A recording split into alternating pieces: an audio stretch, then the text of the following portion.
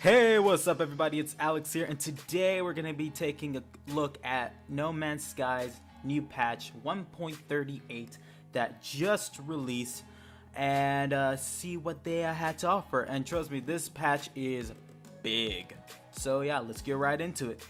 Alright, so the most noticeable difference, or I should say add-on in this case, is starting up the game. Once you start up the game, you will be prompted with a new screen. Instead of having normal, survival, permadeath, and creative, you will now have 5 save slots to do whatever you want to, either playing on normal, creative, hard, well, survival, or permadeath.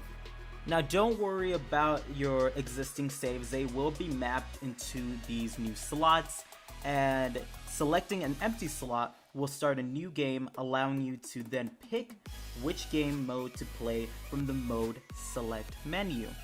Now according to the No Man's Sky article, there are now 2 subslots for each save game, one for automatic saves and one for manual saves. Automatic saves occur when exiting your ship, dying, purchasing a freighter, or claiming a base.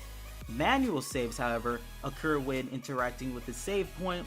These can be built from the build menu or a beacon found on your surface. Starting a new game with no existing saves will take you directly to mode select. Now that's just one big component of what the update had to offer. There are some improvements and changes. The biggest ones for me, however, are your visors can now scan ships to determine their class, type, and value at a distance. Also, your ship can, whoops, not your ship, your analysis visor can now be used to scan farm plants and see the remaining growth time. Finally, I do not have to see the predicted time and assume when it's gonna grow. Now I can actually see the time remaining for the growth. That is so helpful. Very, very helpful. Now, I don't know if these were already here before, but for me, this is totally new. If it was, well, still, you know now. Now, a little word to the wise. If you are using a hydroponic tray like myself, and that tray does happen to run out of energy, and you so happen to look at your plant's growth in that tray, the timer will keep counting down, but it will always reset every single time you look back at it. That's just a little word to the wise. Alright, back to the article. Hello Games did make the temperature range of dead plants more varied. In-flight weather effects now vary in strength based on height, and the analysis visor can be used to see the approximate distance of resources discovered with the scanner. I did not use this yet, but when I do, I'll let you guys know in the next No Man's Sky video. So yeah, be on the lookout for that. Added error messages when no outpost is found by the economy scanner. Added the ability to skip black bars when discovering a planet or solar system. Prevented the cursor being reset to the center of the page as you switch between pause menus. Now, if this was an issue for you, well, now it's fixed. Trade outposts now provide hazard protection. Added a chance for pirates to spawn earlier than usual when a player warps into a certain system to add more variety to exploration and trading. Now, I did encounter this in my playthrough. Sadly, I did not record it, but I did encounter it. Galactic Map now respects user mouse sensitivity settings, and of course this is probably, well, obviously for the PC users of No Man's Sky. Galactic Map now respects user control inversion settings.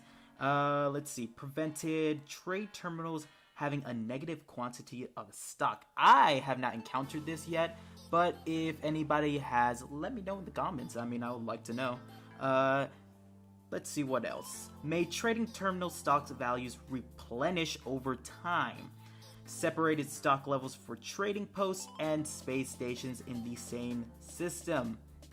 Now, lush biomes in survival mode now occasionally exist without an aggressive sentinel presence. I have had this several times when I was playing permadeath or survival, especially on permadeath for some surprising reason.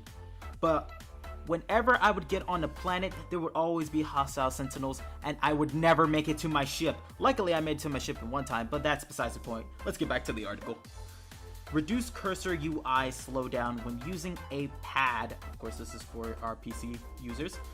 Improved NPC ship target selection in space battles, prevented them reacting to accidental player fire.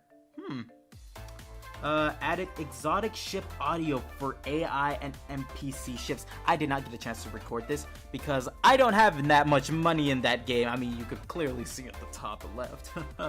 But once I do, and if it sounds cool, then yeah, I'll put it up for you guys. If not, then so be. Added ability to transfer items to and from containers in your base or freighter. They did now add tooltip text to explain the planet icons on the discovery page.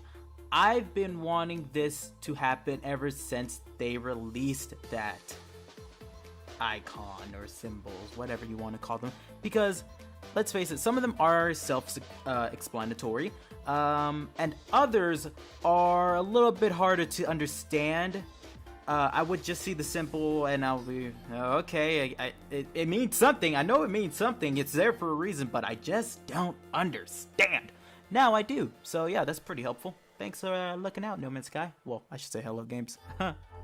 Hello Games did add the ability to sell items from ship cargo slots at terminals. That should be helpful.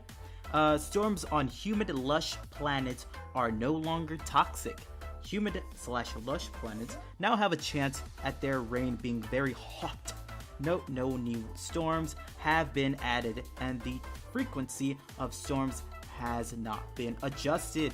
Humid planets that previously had freezing rain storms in 1.3 have had that storm type changes to heated rain.